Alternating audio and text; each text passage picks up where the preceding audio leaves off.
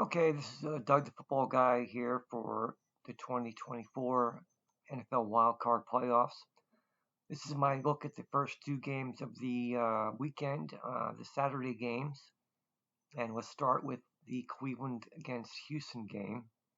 Um, I've got Cleveland minus 2.5 over Houston. A good opening game, great defense versus a very good offense.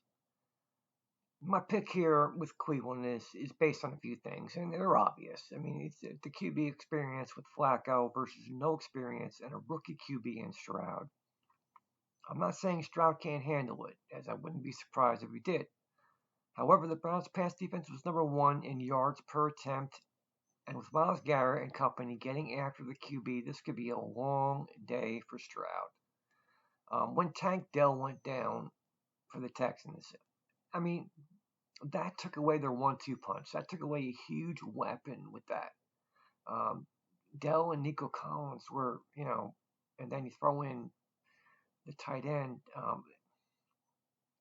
That Tank Dell going down changed everything for them. They don't run the ball. The Texans should be able to run the ball, but for some reason they don't.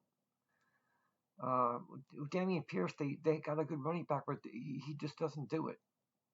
The only way the Texans can win the game is if they run the ball, and that's not their forte. Um, the Texans defense has improved, but for the most part of the year, pass defense, they were a sieve. You can throw on them easily. You can throw 40 points up against that defense. But they did well. The Houston Texans did great this year.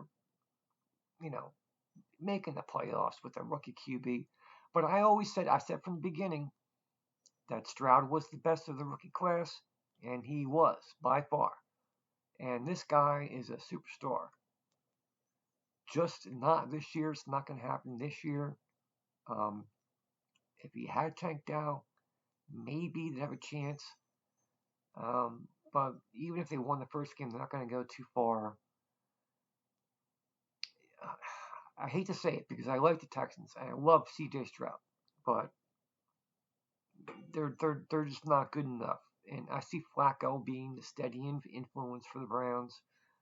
The Browns have one of the top defenses in the league, and they can win on the road.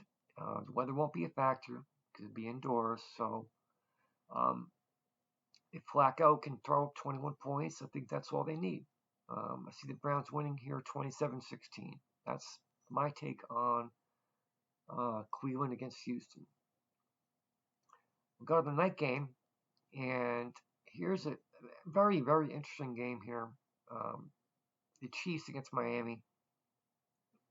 Bottom line is, this could have been Miami's year. It really could have been. But they just got killed with injuries. I think Miami next year be a good shot for the Super Bowl. But this year they're done. With the chefs being at home, and I say the chefs because I've always loved that commercial. They reinvented that commercial this year with Andy Reid as the coach. But that's a commercial from years ago when the guy painted the end zone and he left the eye out. Love that commercial. I loved it years ago and I love it now. So I always call the Chiefs the chefs. Uh, so um, so with the chefs being at home and it's supposed to be really cold, the Dolphins just aren't going to thrive in that atmosphere. They're just not. Um, Plus, the Chiefs are the defending champions. They've not played like it this year. Now they've not shown that this year. But you have Mahomes, okay? So there's your quarterback with the most Super Bowl experience, with the most playoff experience, other than Josh Allen.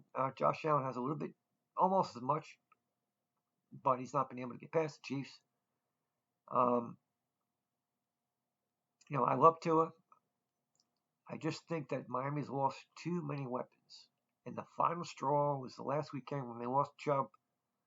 Bradley Chubb, one of the mainstays of the defense, if not the mainstay. Him and Phillips, they're both out. So, how do you stop KC? how do you stop KC at home in the cold weather? They're used to it. That's their gig. Um, Chiefs will win at home. I'm going to say 34-24.